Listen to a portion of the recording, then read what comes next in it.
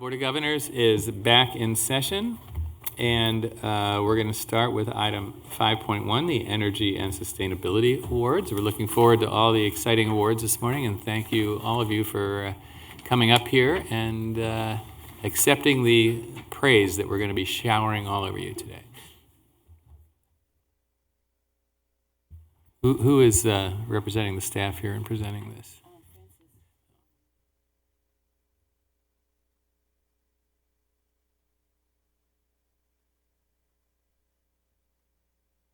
Morning. Thank you, President Epstein, Vice President Haynes, and members of the board, and Chancellor Oakley. Today we'll be presenting... Can you please identify yourself? Oh, sorry. My name is Huang Nguyen, Director of Facilities for the Chancellor's Office. Today we'll be presenting awards for the individual projects for a faculty student initiative and for the Sustainability Champion. After we announce all the winners, we'll have them stand, receive their recognition, and we'll take pictures at the very end with the members of the board. First, our awards for individual projects. We have 3 districts that will be receiving an award for the best overall district project, 1 in the large district category, 1 in the medium district category, and 1 in the small district category. In addition to that, the awards will be given to the college for the retrofit project category, the commissioning project category, and the renewable energy project category. Honorable mentions for the awards will be given at a later date, but they will be mentioned today as well. Now for the awards. The winner for the best overall project in the large district category is North Orange Community College District, Cypress College's chilled water thermal energy storage. Accepting the award for the district is Rick Williams, District Director of Facilities Planning and Construction, and also Phil Fleming, Director of Facilities at Cypress College. If they get, please stand. Cypress College implemented an ambitious and innovative...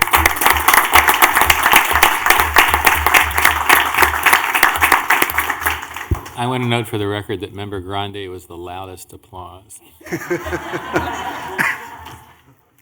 Cypress College implemented an ambitious and an innovative 10,000 ton per hour thermal energy storage system connected to their chilled water campus loop, which reduces the electricity demand and utility energy costs.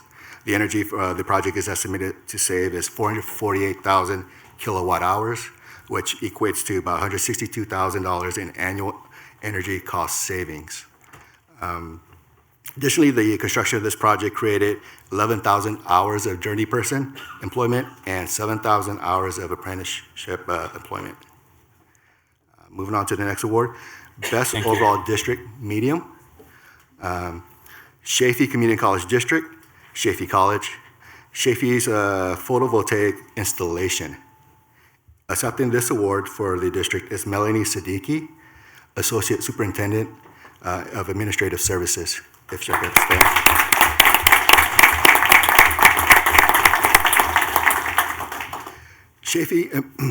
Chaffey embarked on a challenging multi-campus 5.5 megawatt solar carport photovoltaic system at 3 of their campuses, Rancho Cucamonga, Chino, and Fontana.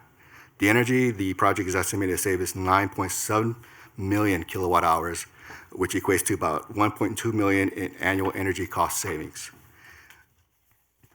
Additionally, the construction of this project created 27,000 hours of journey person employment and 9,900 hours of apprenticeship employment. The next award would be the Best Overall District in the small category. Victor Valley Community College District. Victor Valley's multi-year campus-wide exterior lighting retrofit. Unfortunately, Victor Valley CCD is currently in the process of opening a new building and was unable to attend. They would like to share their gratitude to the board and for this recognizing their efforts at Victor Valley College. Victor Valley College performed a comprehensive campus-wide exterior LED lighting retrofit with fixtures in walkways, parking lots, and wall-mounted lights, all of which were replaced with high-efficiency LED lighting. The energy the project is estimated to save is 404,000 kilowatt hours, which equates to roughly 60,000 in energy cost savings annually. And additionally, The construction of this project created over 1,700 hours of journey person employment and 140 hours of apprenticeship employment. The next project will be in the retrofit project category, Saddleback College, interior lighting retrofit phase 1. Accepting this award on behalf of the district is Louis Sessler, Facilities Maintenance and Energy Projects Manager at Saddleback College, and Anne Marie Gable, Vice Chancellor of Business Services for the South Orange Community College District.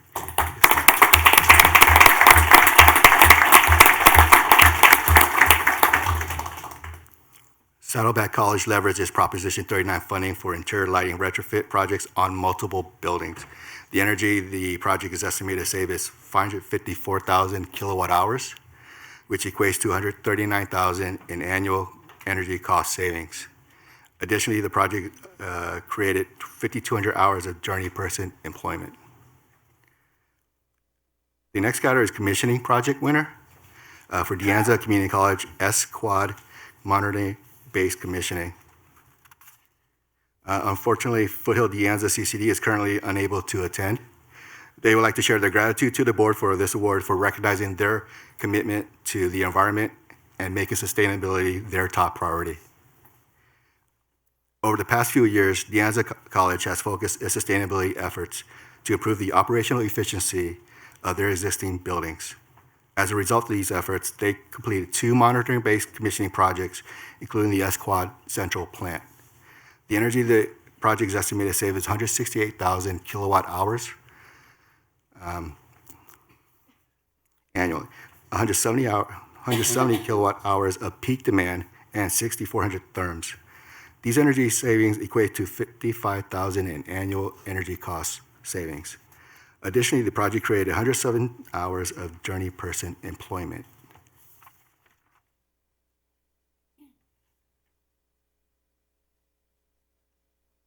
The next winner is for the renewable energy, San Bernardino Community College District's solar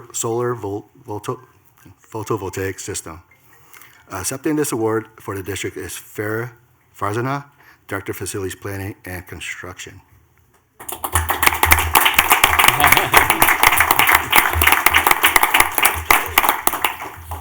As part of their ongoing sustainability efforts, San Bernardino District Office installed a 174 kilowatt solar carport photovoltaic system in their district office parking lot, providing renewable energy to the facilities and shading for parked cars. The energy the project is estimated to save is 310,000 kilowatt hours, which equates to about 41,000 in annual energy cost savings. Additionally, the construction of this project created 1,100 hours of journey person employment and 330 hours of apprenticeship employment. We also have 5 honorable mentions for these project categories, which I will mention before we move on. The honorable mention for the best overall project in the large district category is Mount San Antonio Community College District for their permanent load shift chilled water energy storage, thermal energy storage system. The honorable mention for the best overall project in the medium district category goes to Palomar Community College District for their interior lighting retrofit. The honorable mention for the best overall project in the small district category is Imperial Valley Community College District for their interior lighting retrofit phase 3. Honorable mention for the best retrofit project category is Fresno City College for their interior lighting retrofit. And the last one is for the best commissioning project category, and that goes to Glendale Community College for their commissioning air handling unit and exhaust systems optimization at the San Gabriel building.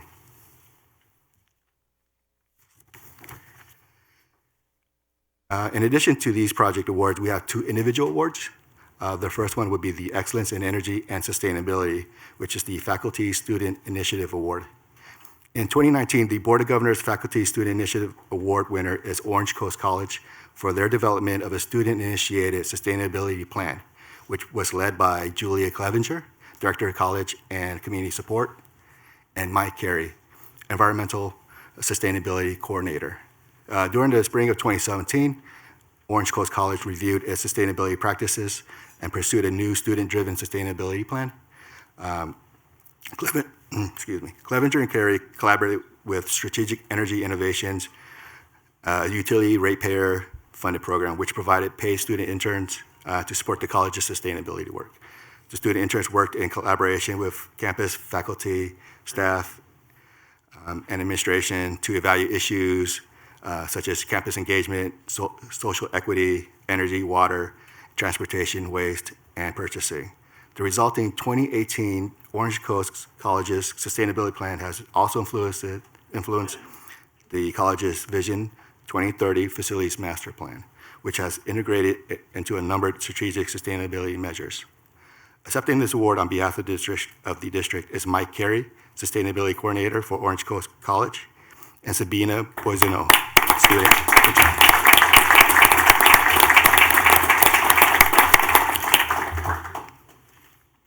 Last but not least is the Excellence in Energy Sustainability for the Sustainability Champion. This individual, with her leadership and oversight, set an impressive goal for her district to meet and exceed primarily the legislative requirements for AB 32, the California Global Warming Solutions Act, and several executive orders signed by the governor to reduce energy usage in buildings and achieve zero net energy. She allowed the district to spearhead the Integrated Energy Master Plan, which has a timeline and approach for the district to achieve ZNE at a district level at 2 of their campuses, as well as carbon neutrality. This plan is the first of its kind for community college districts, which will set a template that can be implemented across the system going forward. The work that's being completed on the IEMP has already led to the formation of the Chancellor's Office Zero Net Energy Task Force and the Chancellor's Office utilizing the Long Beach Community College District's Integrated Energy Master Plan approach as well as a basis for future legislative funding requests and an approach for other community college districts. This individual embodies the concept of the sustainability champion, and her dedication and efforts combine to help move the community college system further along the path to a sustainable future. The 2019 Sustainability Champion Award goes to Farah Farzana, Director of Facilities Planning and Construction for San Bernardino Community College.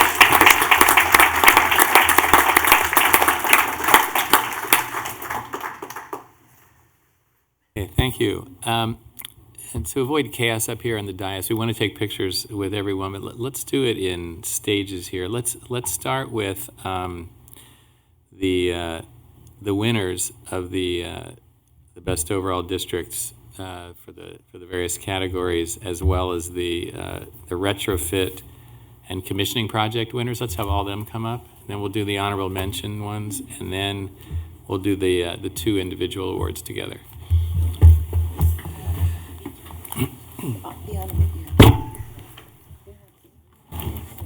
What? Oh, okay. Yeah. None of the honorable mentions are here? Okay, perfect.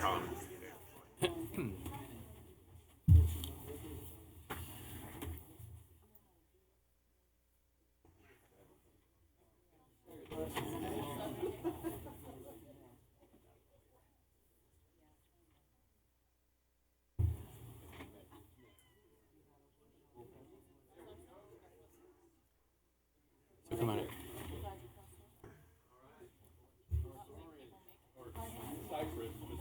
Congratulations. Thank you very much. Congratulations. Thank you. Thank you. Thank you. Congratulations.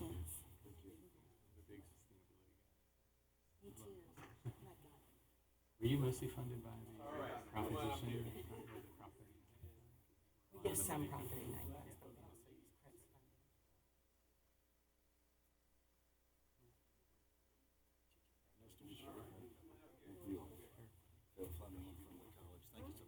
Congratulations. Thank you. Congratulations. Congratulations. Who's the real winner? Winner? I think you guys know you.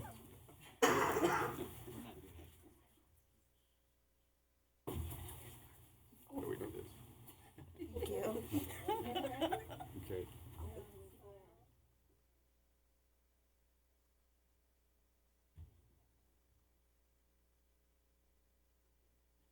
Okay.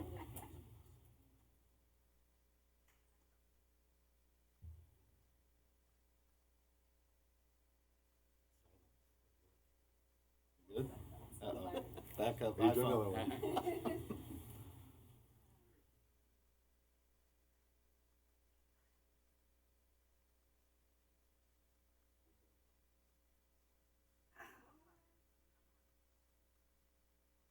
Thank you. All right. Thank you.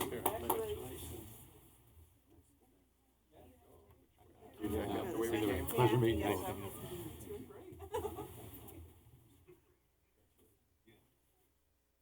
Okay. Do we have the honorable mention folks here? If we don't, I've been told maybe we don't. Okay, then let's bring up the individual award winners that were announced toward the end.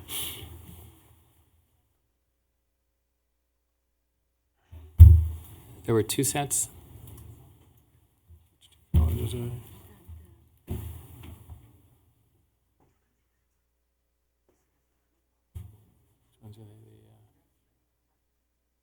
on up.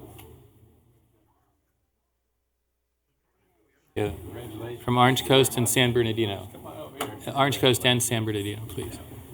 Hi, congratulations. Thank you very much. Thank you. One more time. You're a double winner today, huh? Move over. We were not. Yes, I think we need to even out the.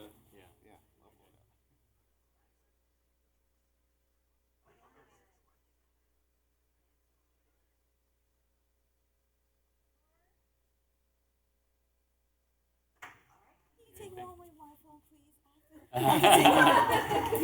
I gotta take it to my chancellor. She's the social media director.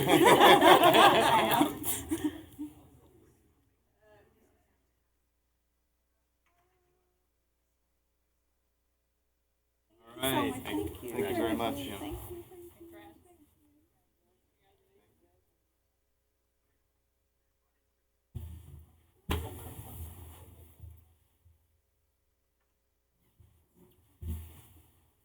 Okay, moving on to item 5.2, the Exemplary Program Award. And who's presenting that?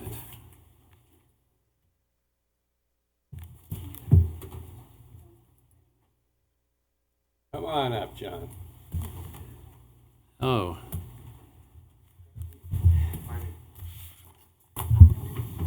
We've already forgotten who you are, Joe. You've been, I answer to hey you. Good morning. Let me flip to the right. Good morning. I'm Marty Alvarado, Executive Vice Chancellor for Educational Services. So the Exemplary Program Awards recognizes outstanding programs across our community college system. We would like to thank the Foundation for California Community Colleges for sponsoring this program and supporting it. The program is every year, it's my understanding that the program picks a theme for the year, and this year was focused on student support services, and I will turn it over to my colleague to share a little bit about the honorees, the awardees, excuse me.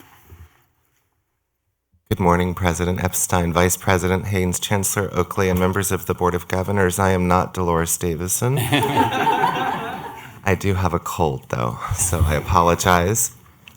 The Academic Senate does screen for and call for nominations for several awards. The Exemplary Award Program is one of them, looking for demonstrated overall success of the program by responding to the needs of students and providing program support that aligns with the college's mission and could be used as a model for other community colleges. We have always been allowed to select up to 2 winners and 4 honorable mentions, and as far as I can recall, we never have until this year. So I have 6 programs to introduce to you, and I'd like to start with the 2 winners. The first one is Coastline College's cybersecurity program. I believe we have Lori Adrian and Toby West here from that program. Could you come up here?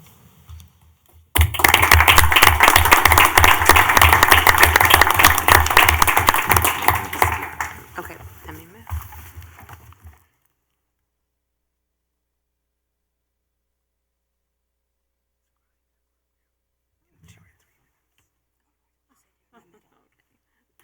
Oh, sorry.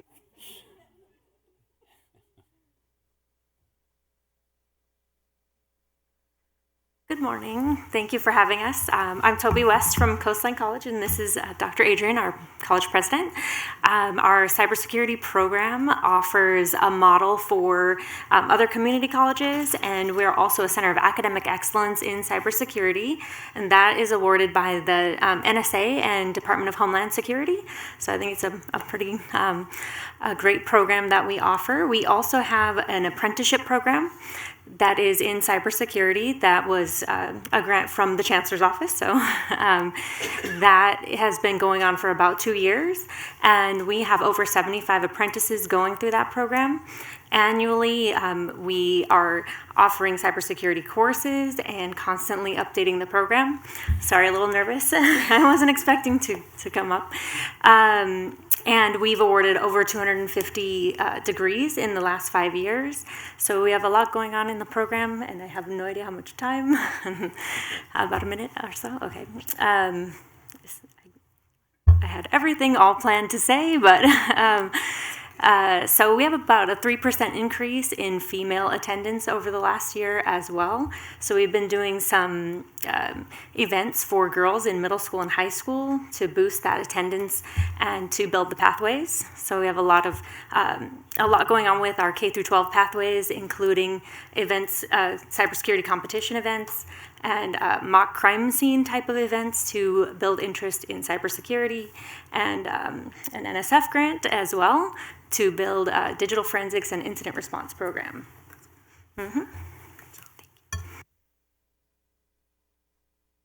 No, just really briefly, this is an Academic Senate Award, and so I just want to commend and recognize Toby West. She was our first faculty in the cybersecurity program, and I think her passion for promoting the role of girls, increasing the participation of women and girls in cybersecurity has been really evident in the types of outreach and programs that she's done for them. So thank you for the award, and again, congratulations to Toby.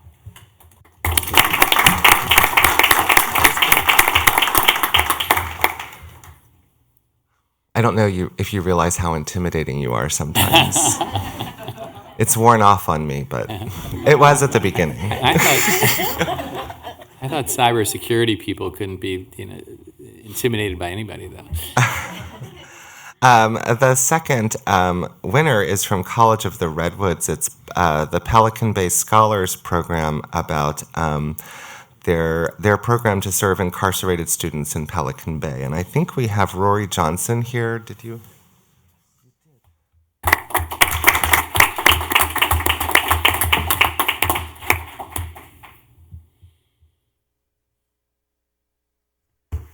Okay. Thank you. My name is Rory Johnson. I am the campus director for the Delnor Education Center, which is a satellite campus of College of the Redwoods in Crescent City, California, where Pelican Bay State Prison is located. I'd like to start by congratulating the other awardees, thanking the Board of Governors and the Academic Senate. I'd also like to point out that there are, at last count, 19 other programs similar to the one that we are running at Pelican Bay State Prison. The work going on there that was made possible by SB 1391 has been transformative, and I think supporting those programs like they've been supported is so vital to not only the rehabilitation of those incarcerated, but our society. So with that said, Crescent City, California is 20 miles south of the Oregon border on the coast. Pelican Bay State Prison is our largest employer. We began the program basically in the spring of 2016, running one college level course. As of this spring, starting next week, we will be running nearly 40 sections, serving 350 students. We had our first 2 graduates in last summer. We're on track to have several more this year. One of the things that we really strive for in this program is to bring the true college experience into the walls of the penitentiary. So when we look at a service that is being provided on our traditional campuses, we're also looking at how do we provide that service within Pelican Bay. So our focus really is on trying to be as equitable as possible across all campuses, which we consider Pelican Bay one of our campuses. The work is tremendously rewarding. I didn't know what to expect when we started this program, but I can tell you that I think we all can experience what it's like to feel connected to the work that we do. We're very fortunate to work within a system that helps the people that it helps statewide. So I've always felt rewarded in the work I've done. This program at Pelican Bay State Prison has taken that to a level that I never expected. Our students are fantastic. We have faculty whose choice is to teach at Pelican Bay, not on campus, because of the quality of our students. The GPAs are average higher. They have won numerous awards, been placed on dean's lists, president's lists, and their success per AB 705, that initiative that we have rolled out at Pelican Bay as well, we have seen tremendous success rates, above 80% in both college level math, statistics specifically, as well as college composition, and now into our second semester English 1B, which would be that critical thinking component. So we're seeing great success, and that's really due in part to the hard work of the students and the faculty that are out there. So with that said, I would like to again thank you, and we look forward to continuing this work and seeing this work grow in the state. Thank you. Thank you.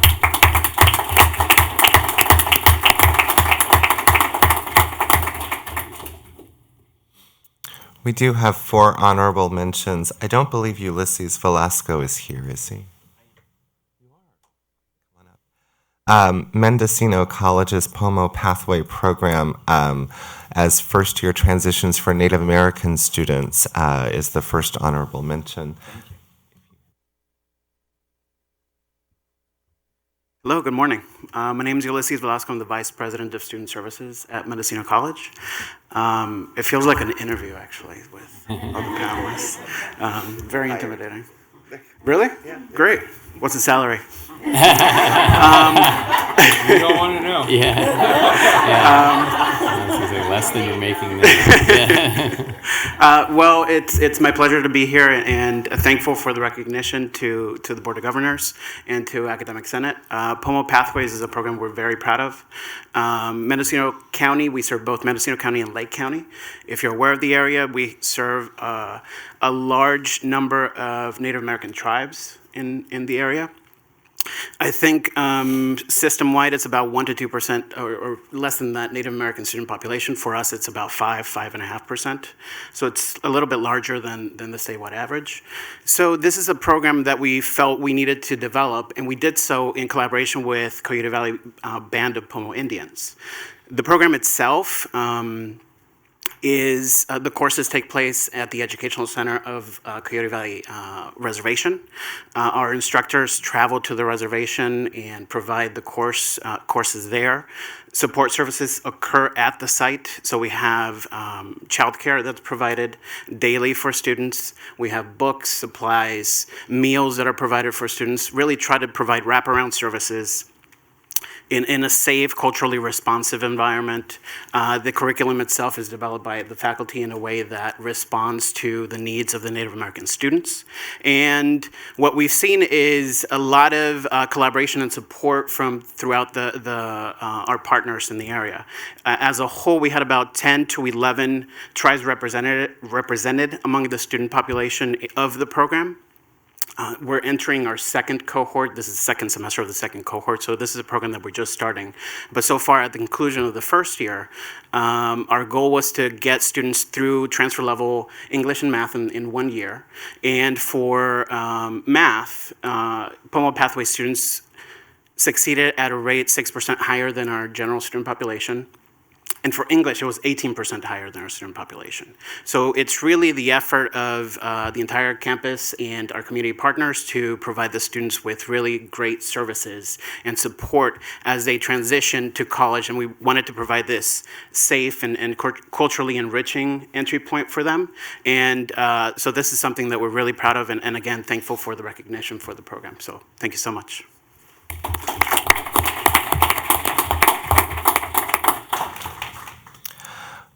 And the next one was Reedley College's Math Study Center. Rebecca Reiner.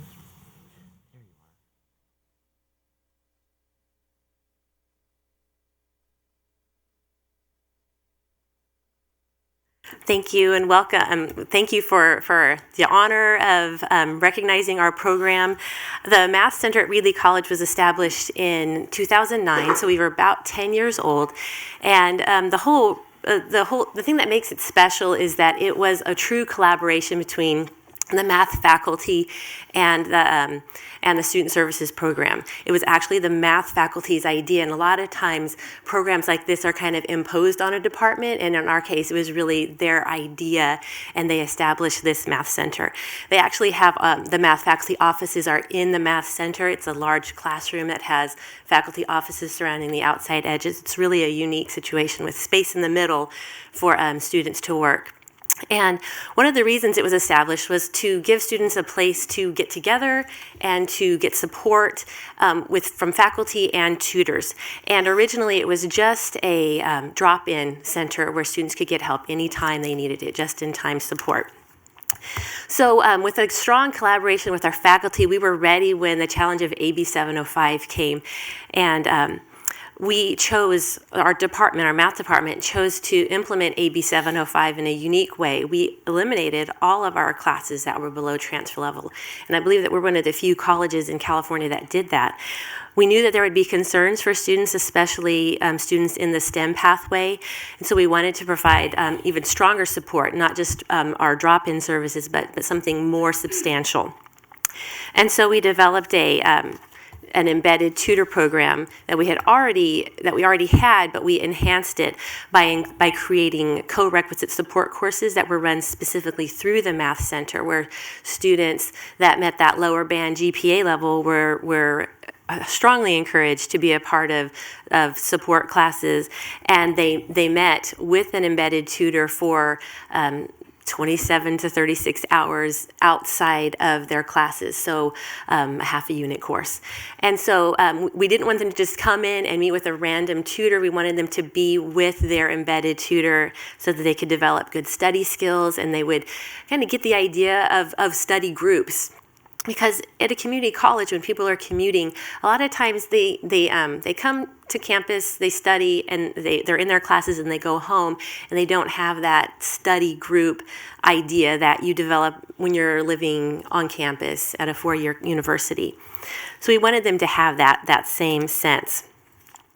And so it's been really successful. So we haven't compiled all of our data because last semester was the first semester that we had our support classes. But so far, just looking at what the data that we have, we see a strong positive correlation between completion of the co-requisite class and success in the parent math class that goes with that. And those math classes are college algebra and trigonometry right now. We have other services that we provide for our statistics students that are also have a lot of challenges succeeding in that class. Another thing that we noticed from that program is that it was able to provide something that a lot of times is missing at community colleges, and that's the community aspect.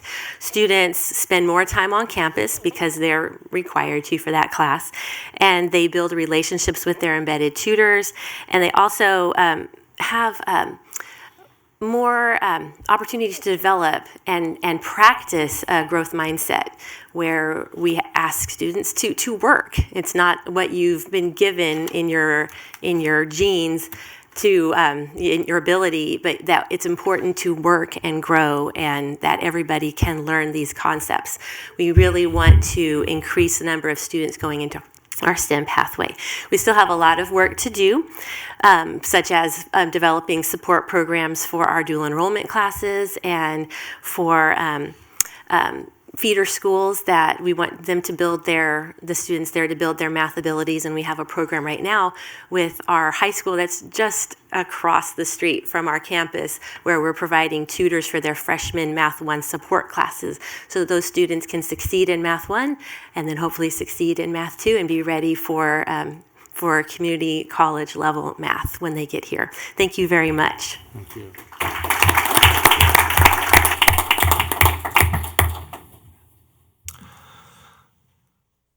The next program is Riverside City College's Career Closet program, attempting to provide appropriate interview attire for students who may not be able to access that on their own. I think we have Rebecca Loomis and Mariel Anderson McDade here. Come on up.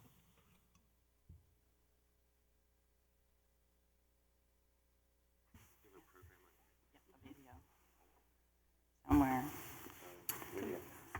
Yeah. Good morning. Can we get help? Tech support is required. We have a video on here. And while we do that, we just want to say thank you so much, everyone. We're truly honored. I'm so excited. I've been at the district for 10 years, and this has been a project that I can honestly say has been full-blown from day one with classified staff. My name is Mariel Anderson McDade, and I'm a classified employee at Riverside City College. Yes, I am the employment placement coordinator, so the career closet was amazing to me, and I'll let my colleague introduce herself. I'm Rebecca Loomis. I'm I'm faculty in the Life Science Department at Riverside City College. Our whole program just started from a handful of faculty and staff who realized that we have some economically challenged students. We have a high rate of homelessness. And then, too, because Muriel's in the career area, Right. realized that some of the students don't even realize what career attire is. And even if they do, they can't afford career attire. So we approached the college about being able to have people donate suits and career clothes so that we could gift them to the students. And it started out just kind of like a dream of ours, but it just came to fruition very quickly. We were really lucky that our college just took a hold of it, and staff and faculty and administration just rallied behind us. They found an old portable that was just not being used. It was filthy. We went in, we just scrubbed it up, cleaned it up, brought in stuff from home. We reached out to community and the Our college. chambers were Riverside Chamber, very supportive. Being the community college liaison in the community, I was able to reach out to businesses. When I'm helping students finding jobs, I find a lot of the problem is that it's not that they have the skill sets, it's that first impression. And so they're going on job interviews without proper attire because they don't know what they're supposed to wear. No one's actually sat down and said, what's appropriate for a job interview. So being the employment placement coordinator, I found a lot of our students are now actually getting jobs. And it's simply because I went out in the community, our students need professional attire, and they donated. Everything that's in here was donated. So we started by scrubbing everything up. We brought in decor from home. We didn't want it to look like a thrift store. We wanted it to look like a little boutique. We wanted it to be stigma-free, so anybody could come in, could get an outfit. We have formal wear as well. So if they're having award ceremonies, we even had a young man that got a suit for his wedding. And we brought it in. This was the handful of us that just kind of scrubbed everything up, started collecting things. We've collected over 3,500 clothing items and gifted over, 800? Yes. Including full-on designer suits that faculty and staff and administration have just donated that they no longer use. This is our president. President Anderson, Gregory Anderson, Dr. Anderson. Yes. He's showing a student how to tie a tie. Believe it or not, students don't know how to tie a tie. Yeah. It's a long overdue. I mean, it's a skill set that they've never heard of. So our faculty, our classified, our chancellor, Dr. Isak, has come in. He's supported. Several of our students even have suits from our chancellor and from our president. Right. And recently we received suits from Senator Roth. So we're excited. So yeah. And the students are always so surprised. They're like, "We get to keep these?" Yeah. And many of them walk out with their suits on. They don't want to take them off. Right. They leave. And shoes as well. So it's really been a learning situation for us. We found out that they don't like ties anymore, like bow ties, Yes. which are difficult. And I wanted to say really quickly that that's a a business owner. These are That's an community employer. members. These are some employers. When I told them about what we were doing, they called me to hire some students, and I told them about it. Well, can we come by and check it out? And so they did. So this is what it looked like in the beginning, and then the donations have just constantly been coming in. Once our college learned, that they had a place for their things to go, like we had closets full of things. We didn't want to take them to Goodwill because who's going to need a suit at Goodwill? So we kind of reached out. We're like, it's Christmas break. You're going to clean out your closets, bring them in. So it's just been self-feeding. It's just people, so it makeshift little dressing room. Now it's so full, we need actually 2 dressing rooms. Because it's constantly full. So these are some of the students that were gifted. And this is what it looked like when we started just a year ago. Within 3 months, we had it up and running. But now, what happened when our chancellor came in and saw how many students were benefiting, when we came back one day, they had put in racks. So we have now, if you look, you'll see this is how it's progressed. Shoes. So it's a little boutique. We even have like cosmetics. And we reached out to cosmetology. They're giving haircuts and nail services. So it's really come around, and this is what it looks like now. Right. It's packed. We can't. Yeah. We're going to have to move to a new building. Thank you very much. But go to the other ones. I think our time's almost up. And actually, it's been so successful, the college is now finding us a permanent location that's the roof doesn't leak on. So this is what it looks like now. Those are all the suits that we have. And then the clothes that aren't good enough for career, we have made a casual corner. We have pop-ups where we give them away, unlimited amounts of. So these are the students on Hungry Tiger Day. They're getting food and clothing, and this is them lined up getting the clothing go immediately. Jeans. This is the cosmetology services coming in. And this is our CTE cosmetology program. It's our students come over and they cut our other students' hair and for free, and then they come and get a free outfit. And so we volunteer every week, faculty and staff. We Right. serve as personal stylists. We're in there helping them find things, coordinating, because the guys don't know. They're like, help me, I don't know. So we put the ties together. These are some of the outfits, and they're always so thankful. But that's what we do. We volunteer to be personal stylists. Thank you very much. We're Yes. gonna- Thank you. Okay, appreciate it. Thank It's you so wonderful. much. Thank you.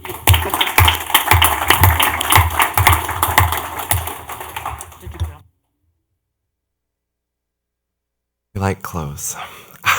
One more. Santa Barbara City College's faculty mentor program, providing mentoring services for faculty. I think Elizabeth is here.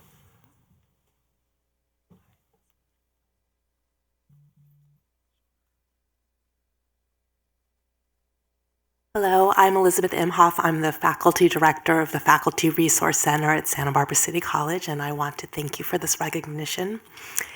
The belief that one does not belong in higher education is among the greatest inhibitors to student success, especially for students of color and other underserved student populations.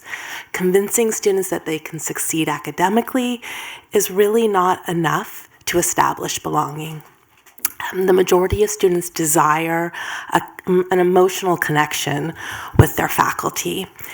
And there is a substantial body of evidence demonstrating that a close professional relationship with a faculty member is one of the greatest indicators of student success and persistence.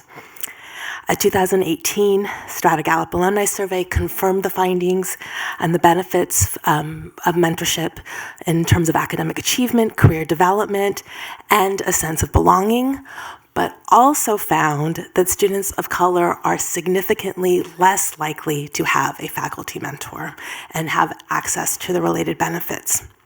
While many faculty members informally mentor students, they don't really receive training in effective mentorship.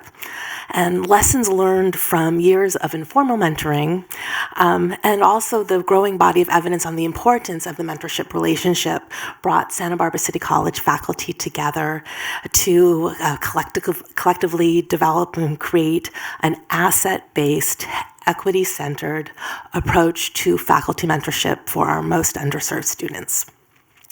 Mentors meet with their mentees individually several times each semester, but most importantly, participate in professional development to cultivate an asset-based understanding of equity and to acquire skills to help students to set academic and personal goals. now in the 4th year of our Faculty Mentor Project. 25 faculty mentors and 225 students participate at any one time, and by now about 600 students have been served in the program. In a study of student mentees, mentored students graduated or transferred at a rate of 9% higher than the comparison group. 100% of student mentees indicated that this project was important to their academic success. 80% reported that it significantly influenced their sense of connection and belonging at SBCC. 52% reported that their mentor had been instrumental in helping them to identify a major and a career path. And most remarkably, 30% of our mentees reported they would have dropped out of school had it not been for the mentor relationship. All faculty mentors reported that it made them better teachers, more empathetic to all of their students, not just their mentees, and motivated them to include culturally responsive teaching and affective teaching techniques in their classrooms. It is clear that faculty mentoring benefits our students greatly, but also makes our faculty better educators. Thank you. Thank you. Okay, we will do a quick photo with all of the winners and honorable mentions. Let's do that now.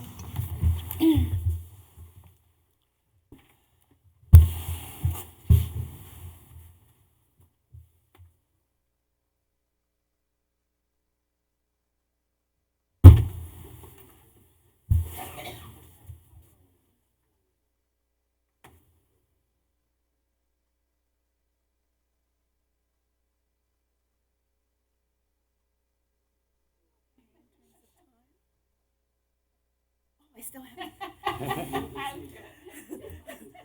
neck is cold. And I don't like to take pictures, so I don't, it's like, okay. But it would look, Thank you so much for telling me, though, because I'd look at the picture and say, thank you so much.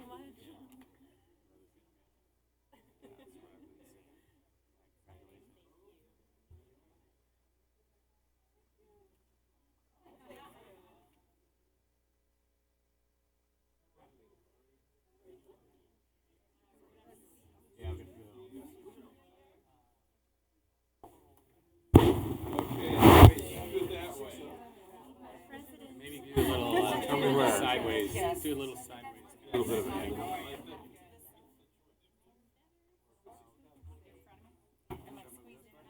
There we go. You did it anyway. Okay. I'm so sorry. It's okay.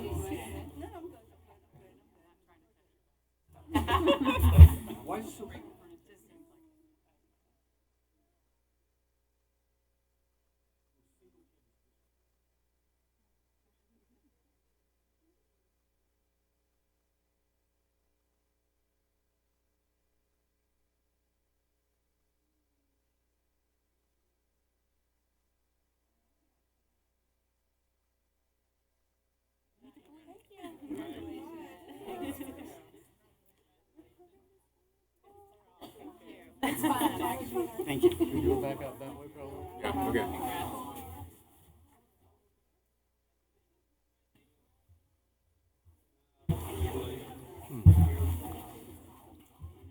Real interview, come on up.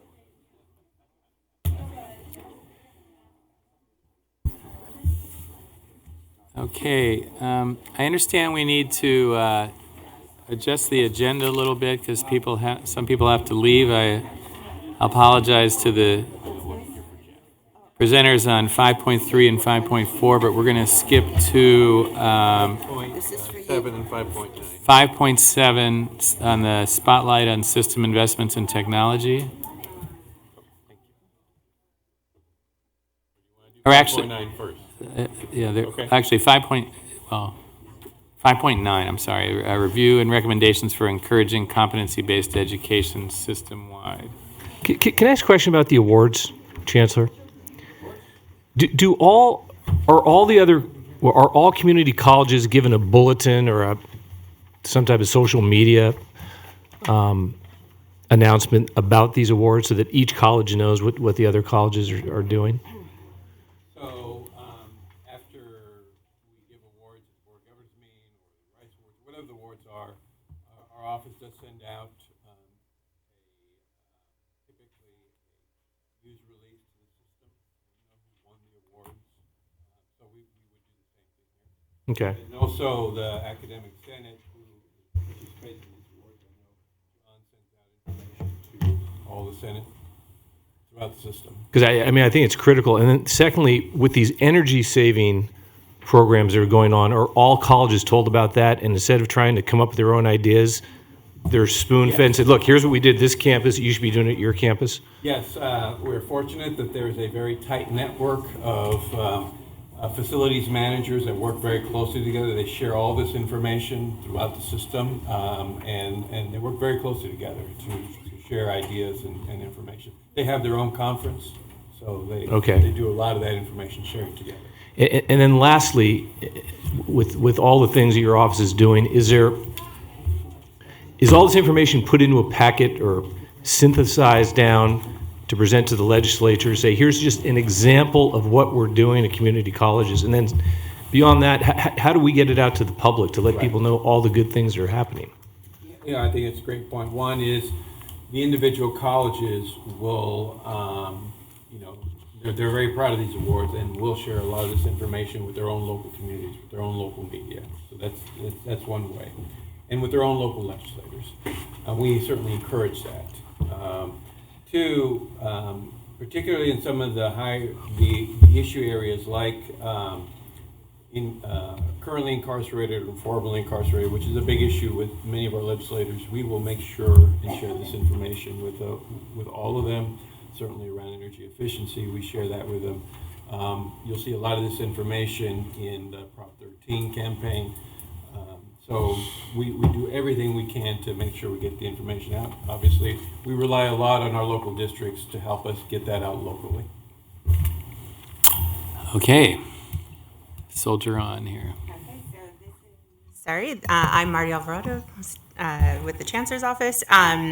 This item 5.9 is the competency-based education report, facilitating system-wide competency-based education.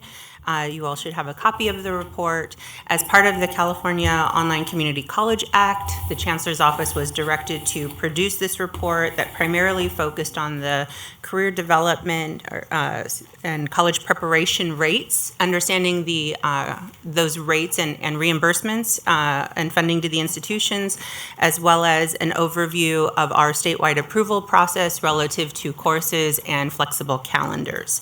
The report in front of you tries to distinguish or distinguishes between or clarifies competency-based education, distinguishing between the course or credit process for offering competency-based education, as well as the direct assessment process for offering competency-based education. And the distinction is important because what we have learned through this process is that what our colleges are currently able to do really focuses on the course and credit-based approach to competency-based education. So basically trying to work within the constructs of our existing policies and system. What our new online college is attempting to do is really offer the direct assessment approach, which moves beyond the current credit constructs that undergird our entire system. The current credit and course constructs are critical to how our colleges are funded. So that right there presents an initial barrier, as well as defines start and end dates for students based on our academic calendars, whereas the direct assessment approach really focuses on the student achievement and milestones as determining their progress irrespective of any set constructs by the institution. So what we have here are a handful of recommendations.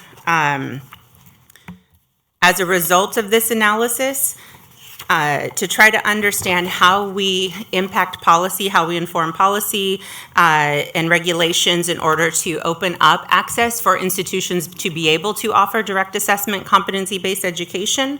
On page 14 of your report, one thing that we want to emphasize is that there are currently two parallel processes that are taking place that are informing these recommendations and informing the effort to scale competency-based education. That is obviously the online college and how that startup phase of that organization is helping us understand where some tensions are, as well as the work of our statewide academic senate curriculum committee. So the curriculum committee has taken on having a series of conversations to understand what an approval process and what instruction looks like within competency-based education and what that means for our policies, our regulations, and course and program approval. So that work is critical to understanding how we understand what's happening in the classroom and then what that needs to look like in terms of policies that enable faculty to do the work that they need to do within the classroom within this type of an approach. So what we recommend is convening a cross-sector work group that can really unpack the funding structures that we currently have, trying to understand what's possible and what's needed for a direct assessment-based approach. What we highlight in the report also is that the movement away from FTES-specific apportionment or exclusive funding via the student-centered funding formula actually gives us some openings relative to understanding how we fund based on progress and outcomes as opposed to credit hour constructs. Secondly, we identified the need for an alternative process, approval process for direct assessment offerings that should really build from the work that the 5C, the statewide curriculum committee, is engaged in. We also recommend further research in the areas of the academic calendar policy constraints and the options that currently exist under flexible scheduling around modular scheduling and offering courses independent of any term configuration. So I do want to emphasize, though, that even if we unpack the ability to operate outside of a term, we are still bound by course constructs, which are grounded in credit hour, which is anti to the, or in conflict with the direct assessment approach. And then lastly, we want to follow Calbright's progress to understand, again, where those tensions exist, how we resolve those tensions just in practice and regulation, and then where there might need to be further efforts to support broader adoption of direct assessment competency-based education. I will pause there and welcome questions. Thank you. I just want to say, though, for the future, it's very difficult for us to get a 14-page report handed to us and then have you talk about it. We would prefer to have this material in advance so that we'd be better prepared to ask questions on this important subject. Absolutely.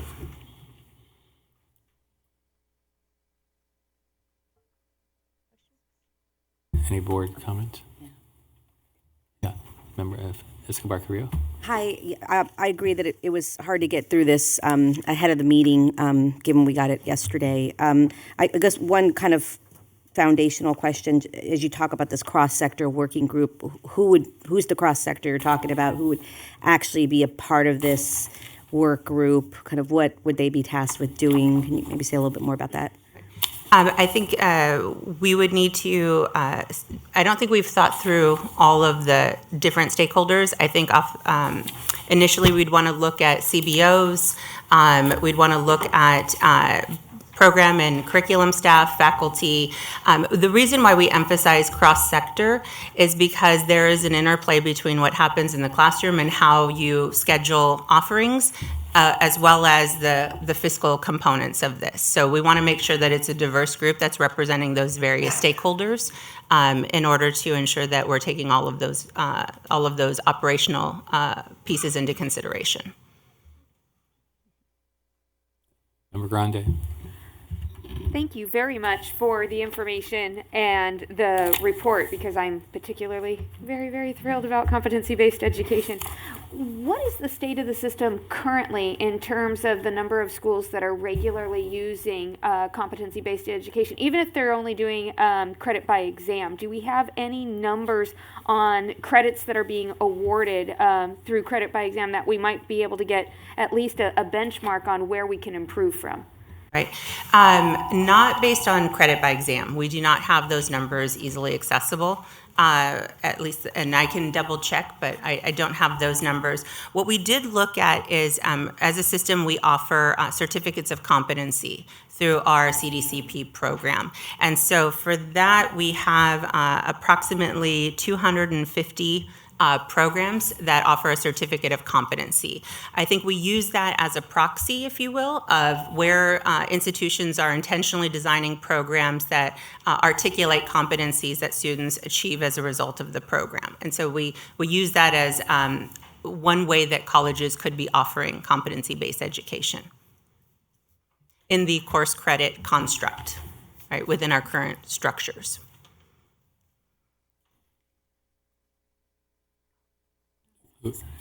Member Salazar. Hi, Marty. Oh, sorry.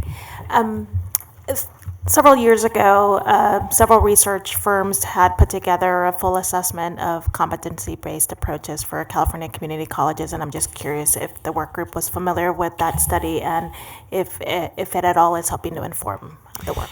It did.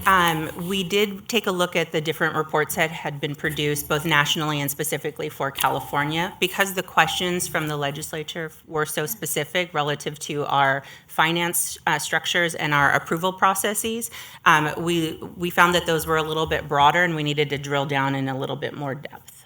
But yes, we definitely took those into consideration. Vice President Haynes. So I too have not, well, I actually have not read the report and I'm eager to do so. And so my question is much more practical, and it's based on I understand sort of where we are and kind of where we need to go. And I know that there's a lot of process that we'll need to step through. The example, and there are a few, but I'll just use one example of a young man who is in his country an RN, recently trained to be an RN, not someone who, and has experience, but has gone through those steps, not after 10 years, but recently, and comes to this country. And he's told that he has to do the whole process over again. And so I guess I throw that out because that's where, for me, we've got a lot of folks who have pieces of that, who have experience that can be translated. And so while I understand sort of the big picture, I'm wondering, do we have to get through the big picture in order to help some of the little pieces of that? Right. I would say, well, my usual answer, yes, but no, but no, but yes, right? We do need to make a distinction between credit for prior learning and competency-based education, right? So when we're offering credit for prior learning, we are taking into account the experience and credentials and competencies that students have learned previously, and allowing them to test out of and achieve the equivalency.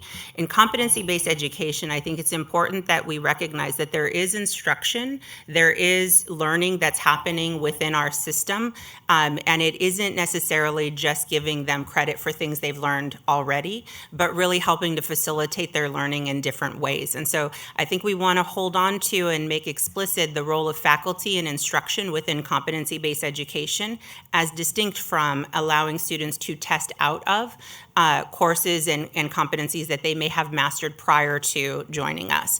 What we don't want to lose, the healthy tension there is that we don't want to lose that students may have acquired skills outside of our instruction while they're going through our program, because we want the premise of competency-based education is that all learning counts, right? So we want to ensure that the learning that is happening while they're on the job or while they're engaged in the learning process, that is being reinforced and supported and transcripted as they move through the program.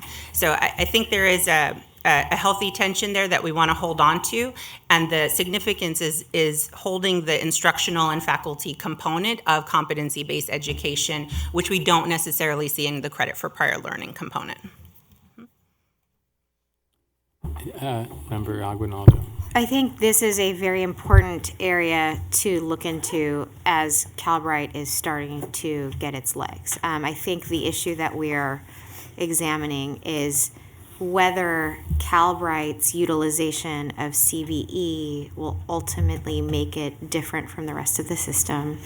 And then if the rest of the system is able to implement the same method, because if there are policy barriers and we break those policy barriers down and the method becomes more widely utilized, will that undo the differentiation for Calbright? So I'm assuming that's one of the things you guys are going to look into and currently have no answers. Right. I think as Calbright matures, we will understand what that distinguisher continues to evolve into. I think right now, our institutions are wrestling with how to transition to competency-based education approaches and are really confined by the current constructs of our system. But I do think there will be new tensions emerging as we break down these barriers. If I can also add, Board Member Aguinaldo, when the Online College Act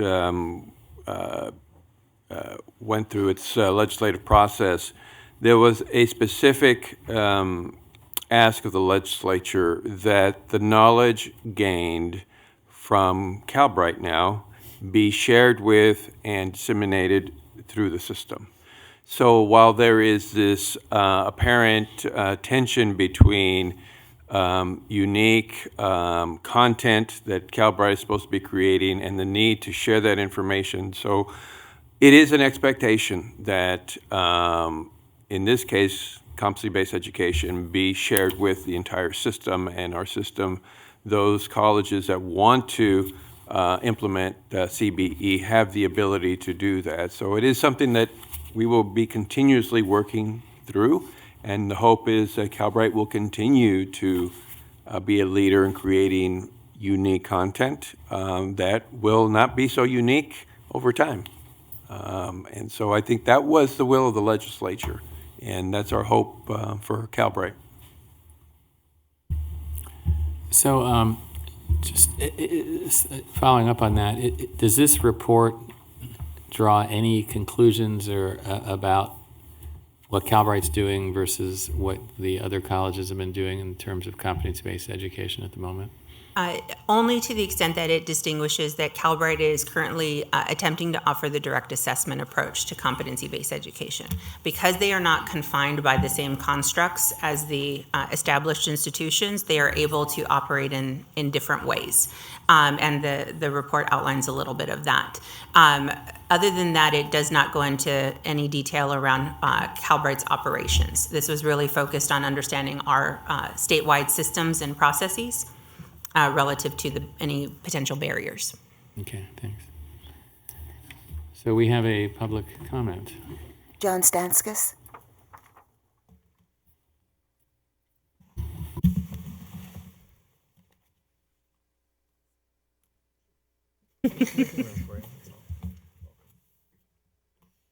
President Epstein, Vice President Haynes, Chancellor Oakley, and members of the Board of Governors, I just wanted to be clear that the report that you have on this item is about the system, not necessarily about one particular district, that there are colleges who are operating in a competency-based model currently in our system. That this is a direct assessment approach of measuring when the student can demonstrate mastery of the outcome of the course is the basis of non-credit. Particularly when you think about English as a second language, non-credit courses are structured this way. This report highlights the confines of other structures that we have in place regarding beginning and end of terms, around the way we authorize and fund online education in general, and allows for some work that could happen to make the efforts of the other districts more streamlined and more supported in the system. Thank you. Thank you. Okay, moving on to next is going to be item 5.7, the spotlight on system-wide technology investments.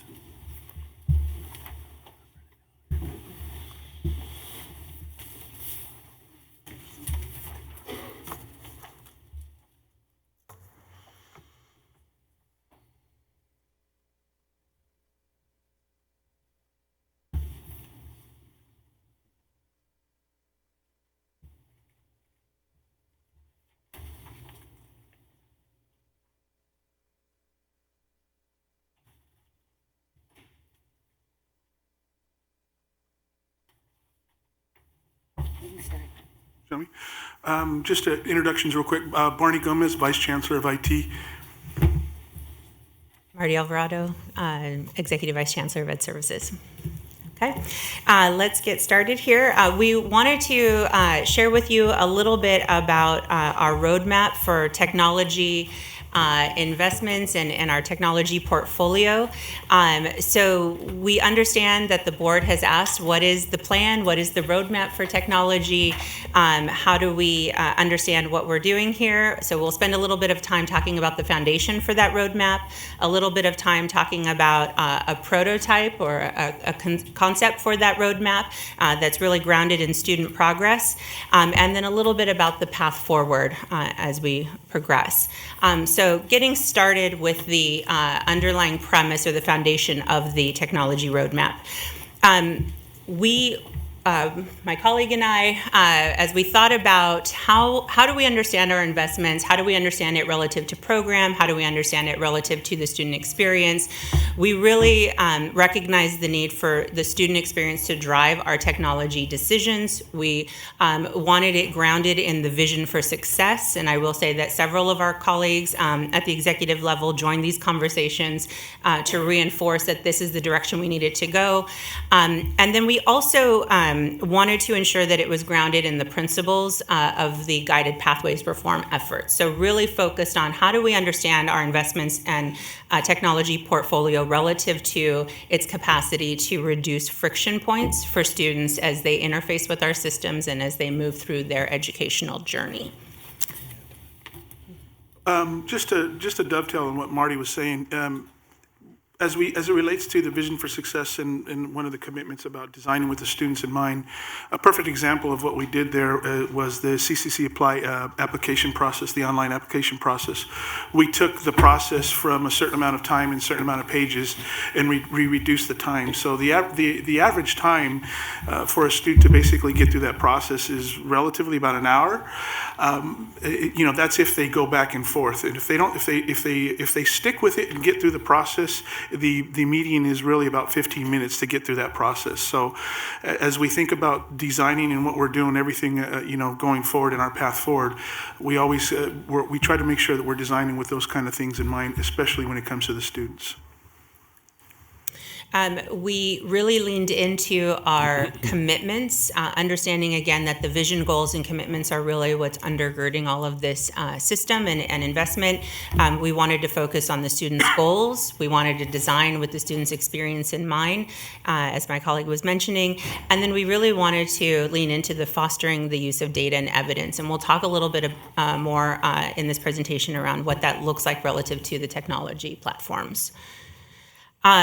So the way we went about trying to understand how we prioritize technology investments was through these sort of three principles: creating that seamless student journey and positive experience, enabling capacity at the local level, so understanding the role, the increased role that technology is playing within our user interface, our student interface, understanding that we needed to figure out how we continue to ensure that there's capacity at the state level and at the local level to implement and utilize technology, and then trying to understand and prioritize technology relative to colleges advancing guided pathways implementation, really around structural reforms at their campuses to, again, eliminate those friction points for students and ensure student success.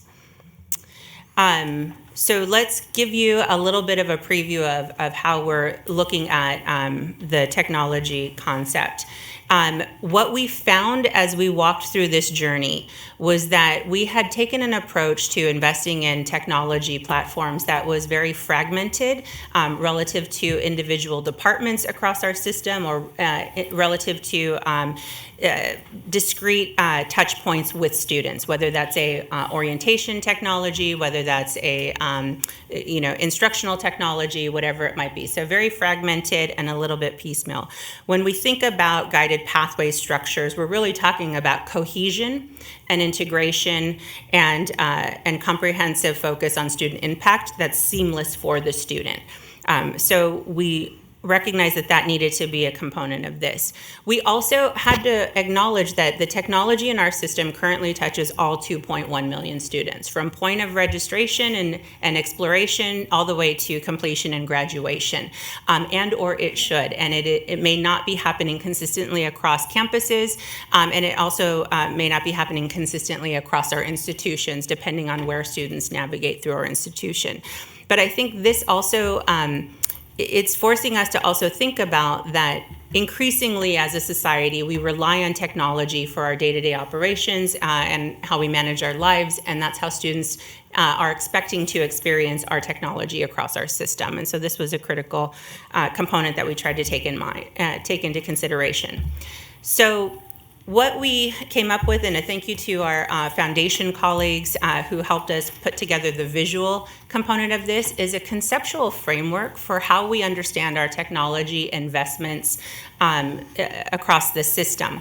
Again, we tried to map it to the various milestones of the student journey. So you'll see at the top blue line, the discover, apply, enroll, attend, and transfer. These map fairly closely to our student success metrics that are really trying to understand how the students move through our system. What you see next, this is a sample, a prototype of our technology investments and technology portfolio based on the student interface with the technology, so with the different platforms. So for example, the items listed under the discover phase are student touch points technology platforms that students would use while they're trying to identify institutions to attend, and so on. What you'll also see are little symbols across, the little round bubble symbols that map to the 4 pillars of the guided pathways framework. No, okay. So then, and you also have, you should have a visual in your packet of this sort of metro-ish type visual. You also have a document that gives a little bit more background on each of the technology platforms that are listed here.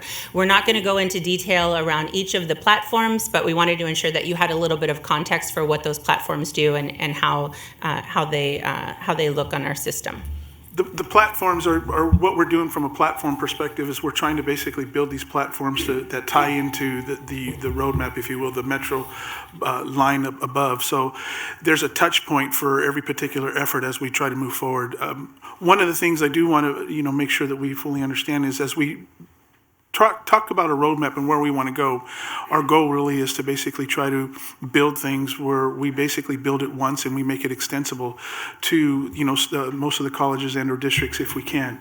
That by doing such a thing like that, it allows us to basically manage and help the colleges at the local level as well too, so that way they can use the resources, the lack of resources that they don't have, and if we basically build an enterprise solution, something that we would build here from a statewide system perspective, it allows them to focus better at the local level of where their shortages fall, and they can then focus on getting the things done at the local level that they need to get done.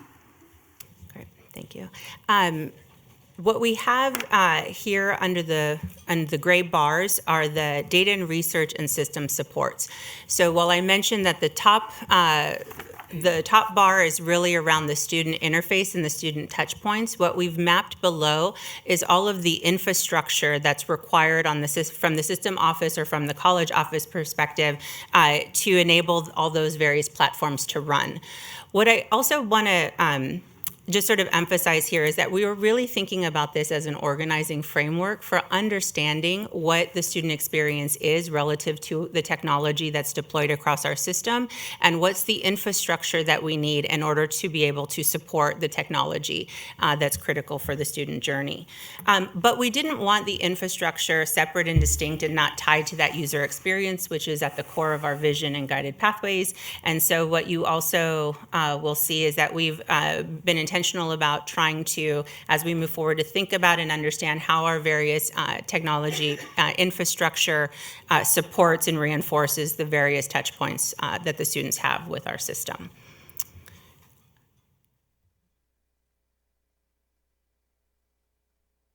Okay, so what we wanted to do is talk a little bit about an example around what we're learning as we're going through this process, and we wanted to use a few of our technology examples to highlight that.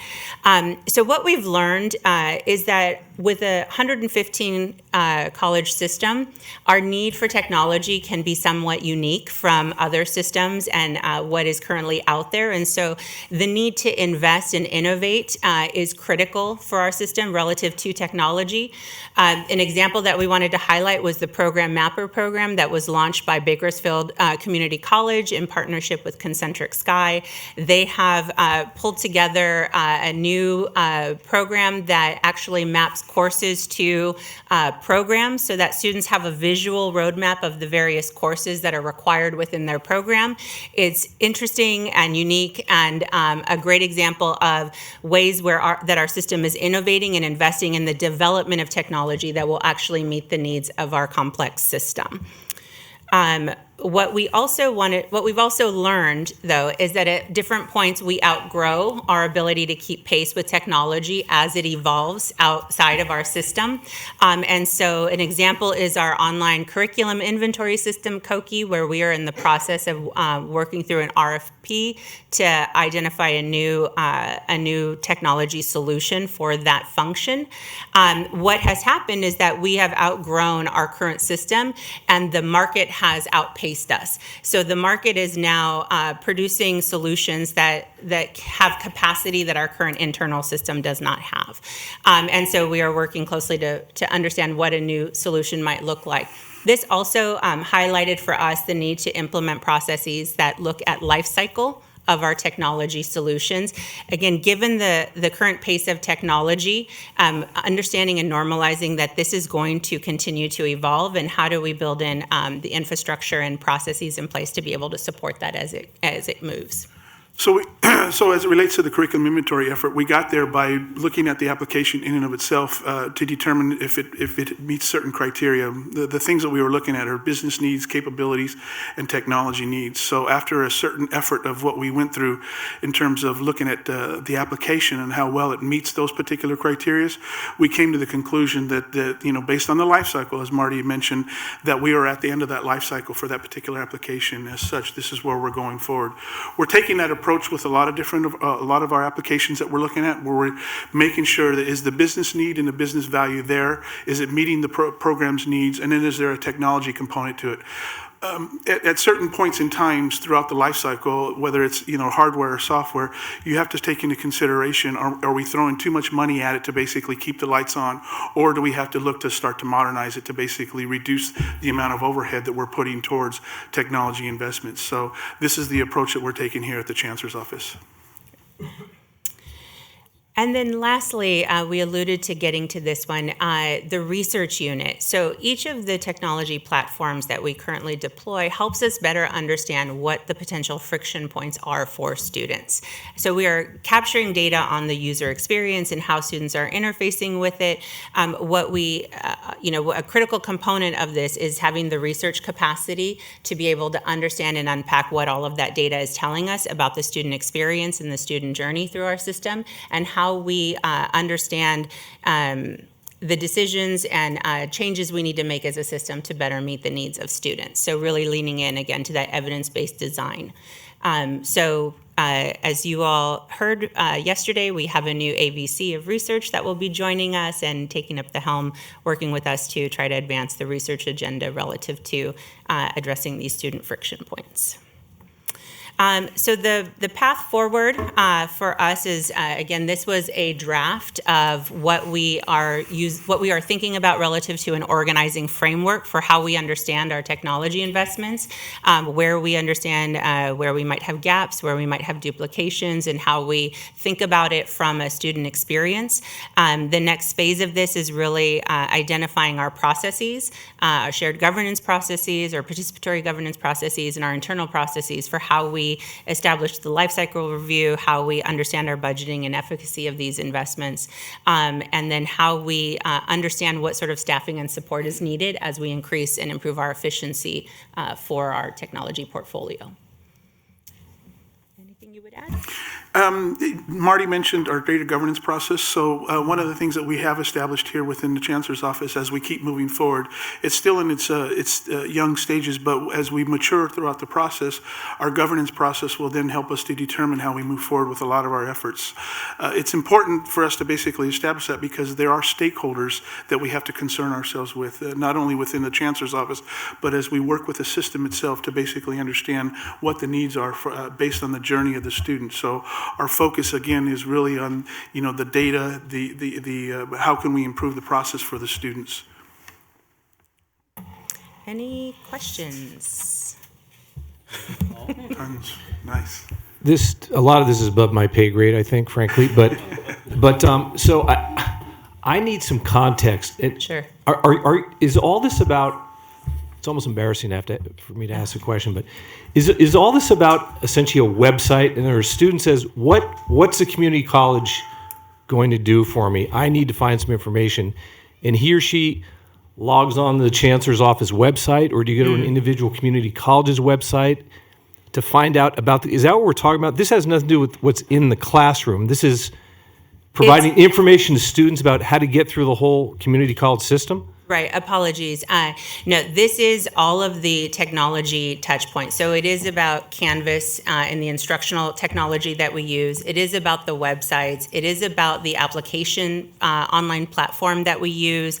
I think the whole premise of this is that we have several different technology platforms that students have to interface with, and understanding how they either create a disjointed experience for students and create barriers to students progressing through our system, or how we intentionally design them to create a cohesive experience so that it's very simple for students to interface and move through their journey.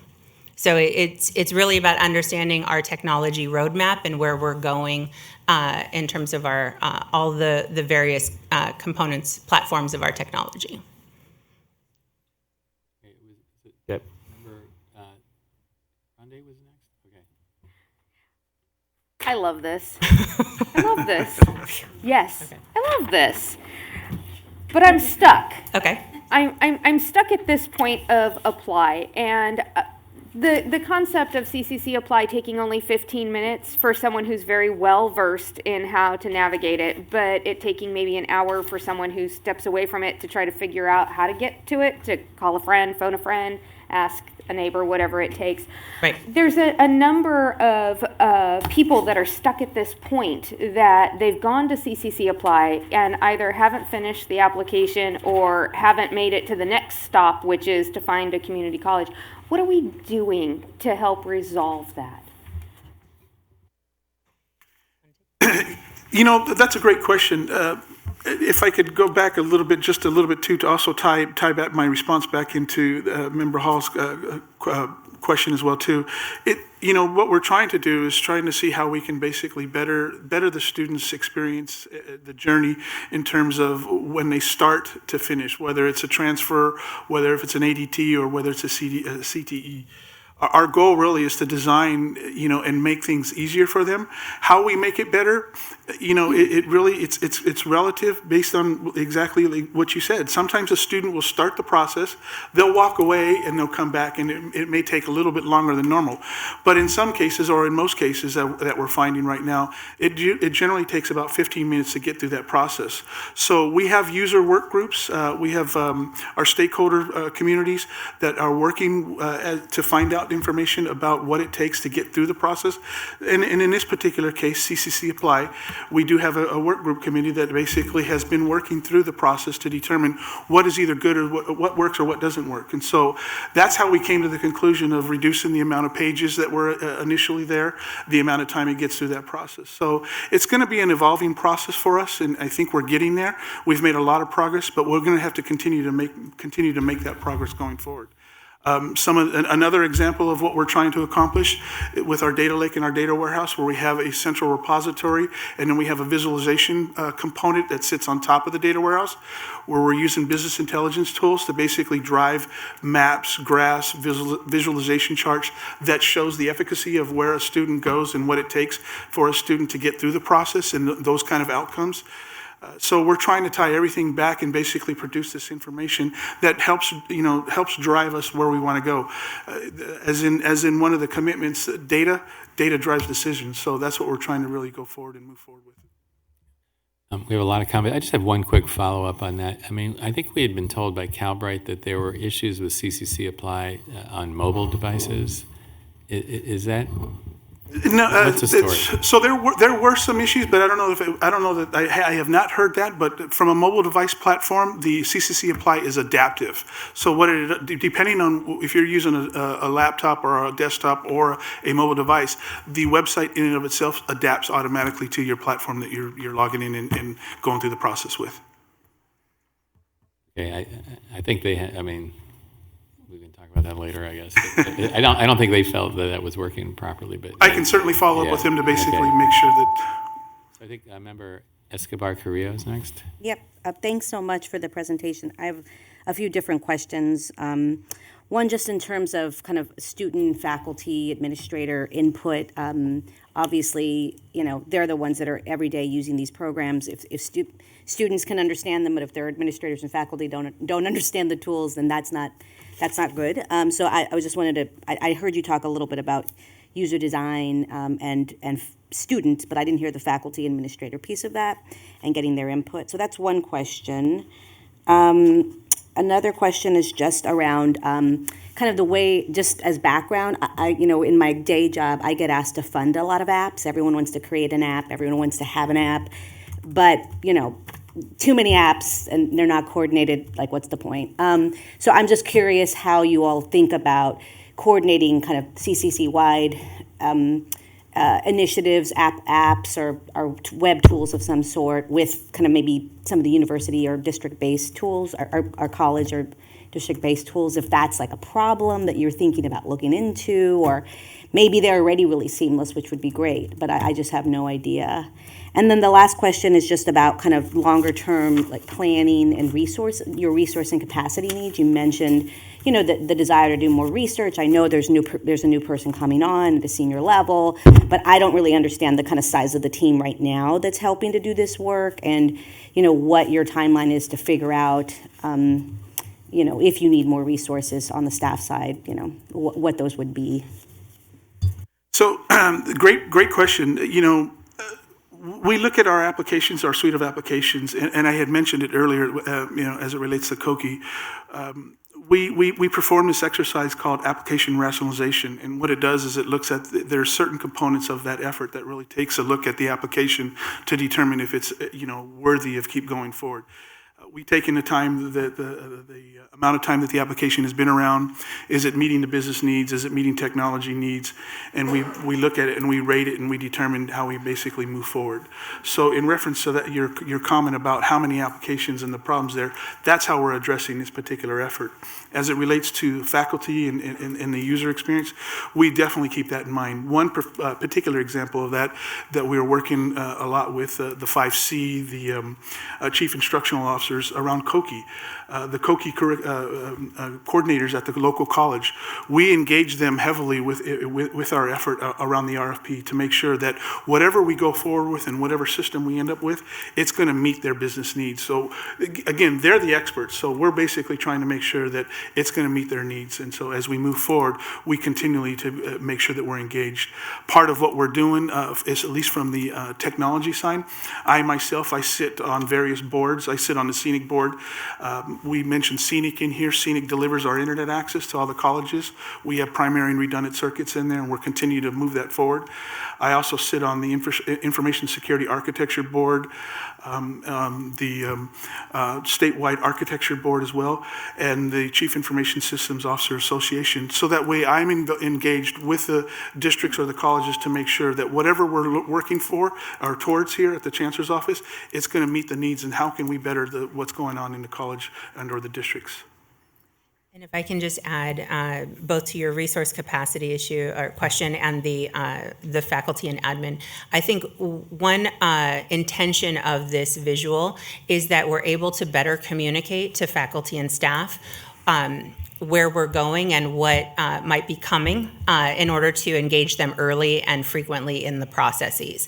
Right now, again, it's very disparate and disjointed, and no one's sort of looking at the whole. And so this idea is that the roadmap represents the whole. And then we will have an AVC soon. We currently have one researcher in our research department. We have subsidized our efforts around research by contracting with external agencies, and we are also in the process of hiring 3 to 4 new researchers. So our capacity is very, very limited.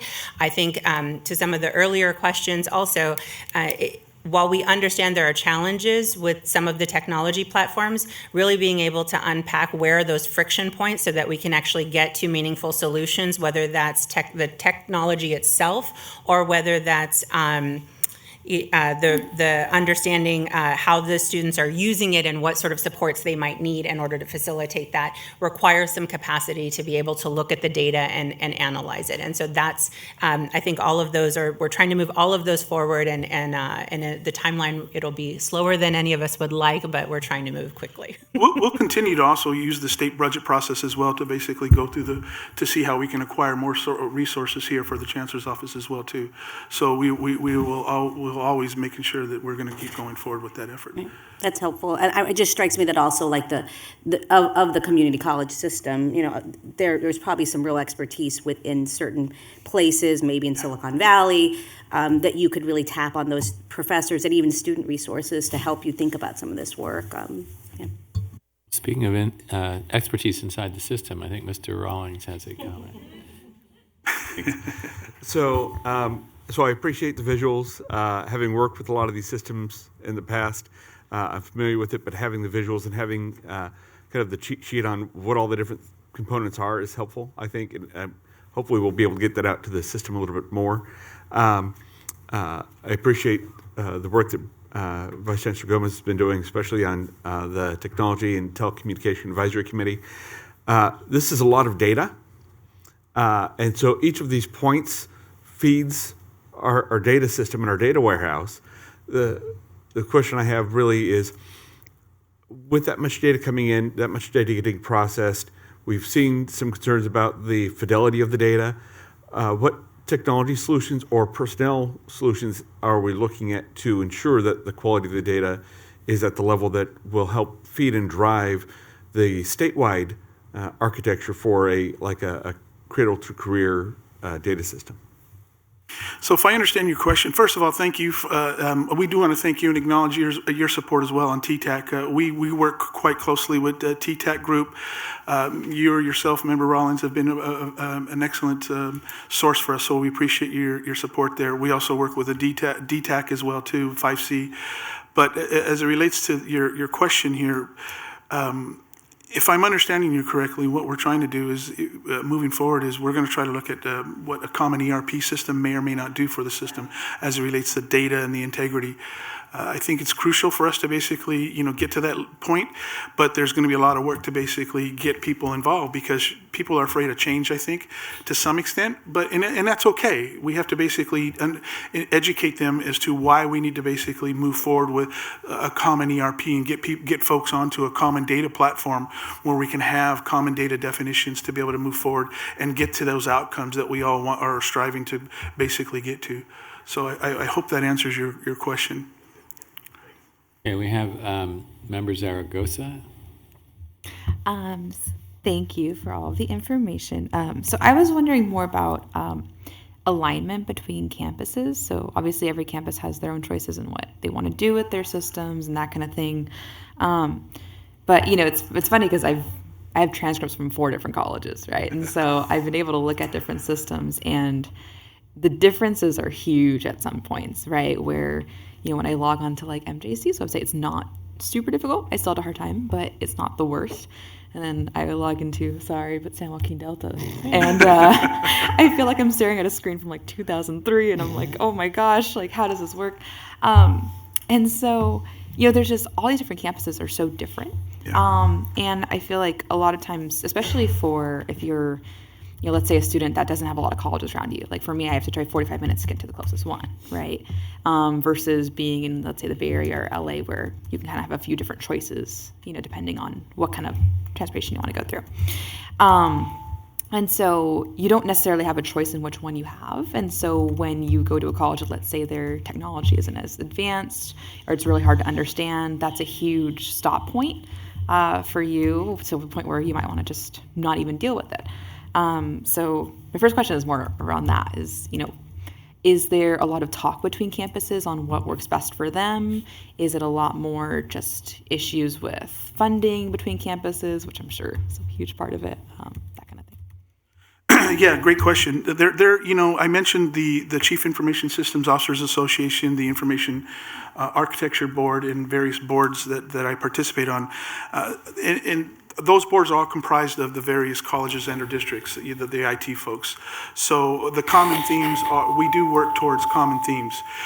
We can't solve it all here at the Chancellor's office, and with 115 colleges, 73 districts, there's no way we'll be able to do it all. But what we can do is try to look towards common themes where we can basically make it easier for the colleges or the districts to basically utilize what they have or don't have.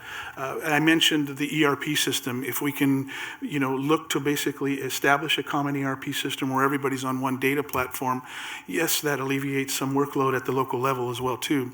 Other things that we're looking at are single sign-on solutions, taking the student experience and the journey of a student from signing on to their SIS system from one college to another college to another college to another district, if you will, where they only use a username and password one time, and they basically get into the system, whether it's in their home college or another district or a college.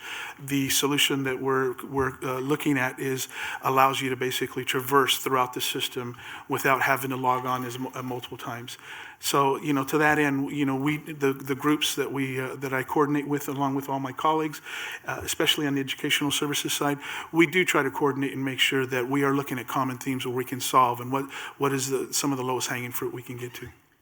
One thing I would just add real quickly is that this is also why we're focusing on the student friction points. So understanding where those pain points are, how we prioritize trying to address those pain points is sort of at the foundation of this.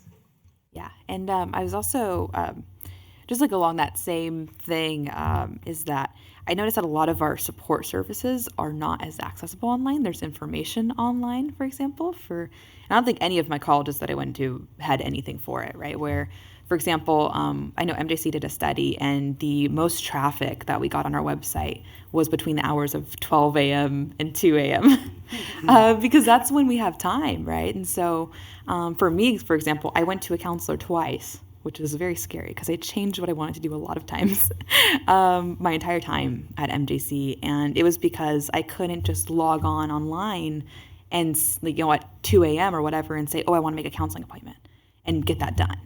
So between the hours that I would need to walk into the place physically and go in, I wasn't available. And so really just the importance of having a structure for those support services is really important.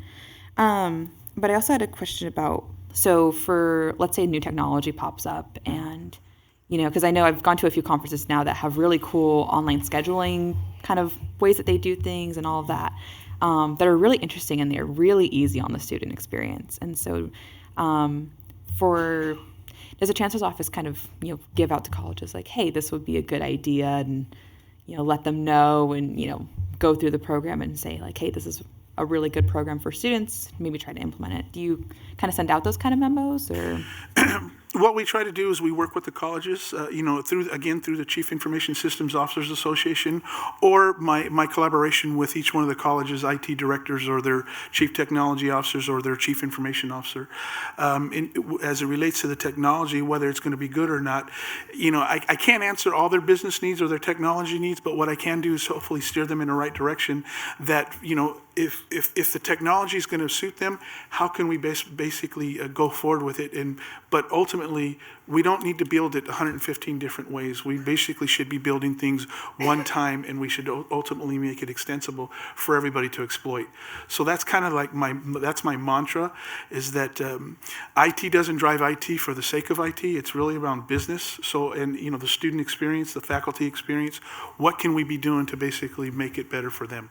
So that is my mantra as I work with the colleges or the districts. Even with our TTAC group, we always try to determine what really is going to be the best common theme or the best type of technology that we can go forward with that meets those kind of needs. Thank you. Member Fitzgerald. Well, first I have to start by saying Delta's website has had a renovation, so it's not as bad anymore. And Chelsea Pham, shout out to Chelsea Pham, who's our director of IT. She's been doing amazing work. It's called My Delta. You should check it out. But I have a couple questions. So you were discussing, the CCC Apply.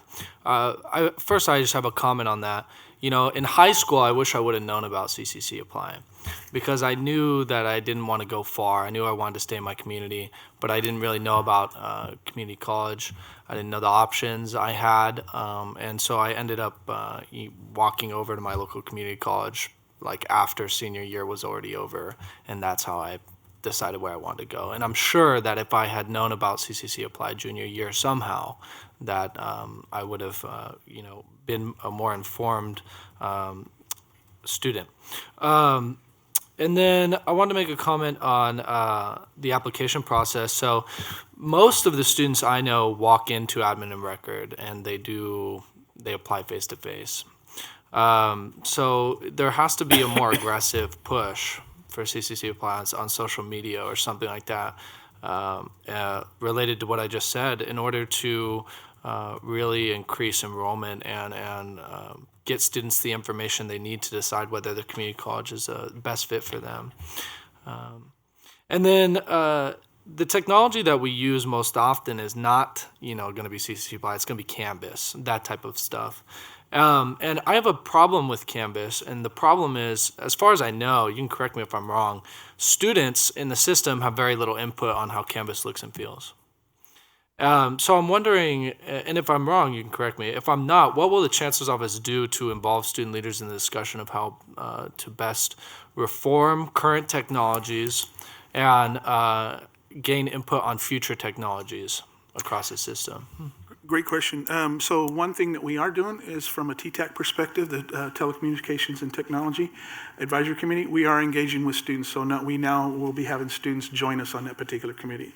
So as it relates to more of the push around social media, we work closely with Vice Chancellor Paul Feast out of the communications, and we work with the foundation to basically put out a Digital Futures newsletter. The Digital Futures newsletter talks about all the efforts that we are doing, everything that we have done, things that we have completed in terms of what can be offered and what's out there for the students and or the faculty members as well too. So we are continuing basically to push that and move it forward. And can you repeat the name of the committee? And that's under the Chancellor's Office? Yeah, TTAC. It's Telecommunications and Technology Advisory Committee. And how are you getting the students? So what we've done is between the chairs and myself and the two other chairs, we basically have coordinated with them to basically see what students can basically be participating with us. So. One thing I would just add is that through our partnership with the foundation, we've also established a student-centered design lab where we are bringing in focus groups of students and or going out to focus groups of students to actually have them interface with the technology and understand what their user experience is and what feedback they have for us on the look and feel and interface. Perfect. Thank you. Yeah, it's super important for students to be involved in the design of the technology because, I mean, at least, in my generation where we grew up with technology in our hands, so we understand it perhaps more than most. So we know what feels right. And at San Joaquin Delta College, we do a great job of involving our students in the discussion, especially in big decisions made with IT technology. And I just hope that same mentality can carry throughout the chancellor's office and statewide. Oh, absolutely. Every effort that we do is, if we're rolling out something new in technology, we always go through the process of user acceptance testing where we engage both the student, the faculty, so to make sure that we are meeting those needs. Thank you. Member Fitzgerald, I admire your restraint in not using the term "okay, boomer" during that conversation. Okay, boomer. So, Member Perigo has been keeping your hand up. I just have a couple quick things. I always remember this one story on our campus of a student who walked around with a laptop all the time. And I have a very hands-on president, and she saw him sitting, and she sat down to talk to him, and he was frustrated because he needed a class. And she said, well, just let's go online and look at the class schedule, and he had no idea how to use the laptop. He carried it because he thought a student should carry a laptop. And so in all technology conversations, and I think it especially in San Diego, which is an incredibly wired city, to remember that not all people can access technology and not all people understand how to use technology. And there's a real stigma, and I find this in library, even library services, where students don't engage with the library because they don't understand how to use it, and they're embarrassed to go say, I don't know how to use the library. And so we think about ways that we can do this. So I'm just bringing this up, not because I'm saying let's make sure we have paper and pencil versions of things, but more that we are thinking about embedded supports that we can have to help students understand how to use the technologies that we offer. And so I'm just hoping that as you're in these meetings and you talk, that digital divide question doesn't get lost. I have these conversations even with faculty members, and it's great. They develop all these things and just whip out your phone, and it makes this assumption that everybody has technology and everybody is wired and everybody can afford data plans and all of that. So I think we just need to be careful that we're not forgetting that some people are not in that equation and that they don't get left out as a result. The other thing, and this may already be happening because I know that there's stuff going on in library services, but I will tell you one of my greatest frustrations as a faculty member working with students who do a lot of research is our databases that are available in the library. And I feel like it's one of those things that if we were to leverage our size as a system to purchase access to programs like we do Canvas and do the same thing in library services, and maybe some of this is already going on, but I know that oftentimes we jump in the car and we drive down to the local university so that we can access their databases because they are so much more extensive than anything we have available at our own institution. And so I'm just hoping that, again, as these conversations go on, if we can think about purchasing, getting licenses for technologies and for databases that would cross the system. I don't know any college that wouldn't love to have full access to ProQuest or LexisNexis or any of those services. So I'm hoping maybe that can be part of the conversation as well. That's a great point. Member Costa. Yeah, I just want to align myself with a couple of the comments of my colleagues, including Trustee Escobar-Carrillo, our students, and Ms. Perigo. Which is, when I look at this, it's really interesting because it mirrors the governance structure of community colleges. It's really a federated system. And so I think the governance structure makes it really unique because on the one hand, I believe in local decision-making, and I think, has been specified there might be some innovations that would bubble up. But I also think from a contracting perspective, there's definitely the opportunity to have broader purchases that would create some savings for our districts. And so hopefully as part of this process, we really kind of think through that, because it's like, on paper, yes, it makes sense that on the front end, we as the statewide system would own, PR, enrollment, student outreach, and then as we get more into the actual student experience, the districts own that. But it also makes it more complicated. So hopefully as part of these conversations, we can have a deep dive into kind of what makes sense for whom to own, and how can we look across some of the districts at what they're doing that we might want to replicate, other districts might want to take up on. Yeah, volume will drive the prices down, and that's an excellent point to make. So that's what we are doing. We're amidst that right now, as a matter of fact, pertaining to one of our efforts around the single sign-on solution. We're looking at a cloud-based solution where, again, it's one username and one password across the system. And the more colleges or districts we get on board, the cheaper the price it will be. So we are already having those kind of conversations, and it does drive it. And it's a cloud-based solution. It's considered what they call a multi-tenant solution, where it's one system in the background, but every college and or district will have their own instance to basically manage. So those are the kind of common themes that we're looking at. Hey, did I miss anyone? Okay. Guess that's it. There's no public comment. Thank you very much. I think it's time for a break. We'll try and do a short break, and then we're going to try and power through before any kind of lunch break. Oh, wait a minute. There is a public comment. Greg Atkins.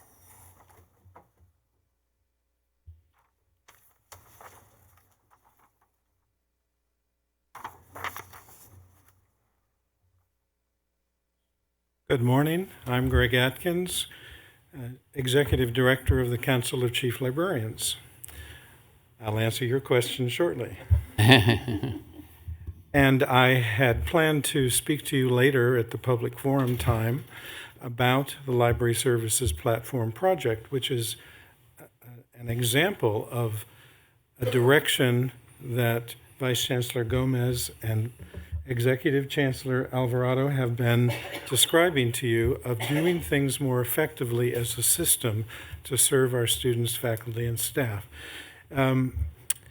As of today, 104 of the California Community College libraries have moved onto the new Library Services Platform. And we did this in 10 months. It took CSU 18 months after they talked about it for another 10 months. It is going to take UC, which has just decided to do the same with the same vendor, untold number of months. It will be fun to watch how that plays out. So 110 colleges out of the 114, and we do believe that 2 more will join this effort by the end of the year. By the end of this month, all 110 will be live and using it with their students, faculty, and staff at the college libraries throughout the state. Now, what does going live mean? It means that they have done all of the required integration work. You just don't turn off your old system and turn on the new one. You've got a ton of work to do.